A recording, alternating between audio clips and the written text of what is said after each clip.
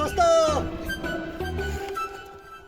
দোস্ত একটা খুশির সংবাদ আছে। সুপার। 3 দিন পরে আমার চাকরি জয়েন, চাকরি পাইছি। চাকরি পাইছি মানে?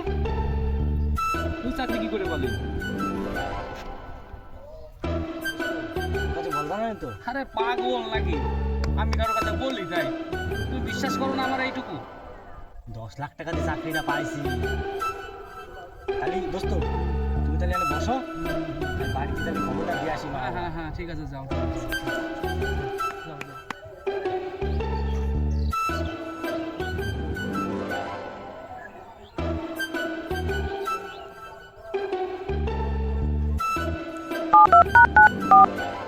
হ্যালো আন্না, একজন 10 লাখ টাকাতে চাকরি পাইছে। তুমি পুলিশে খবর দাও, চাকরি ভ্যানিশ করে দেওয়া লাগবে।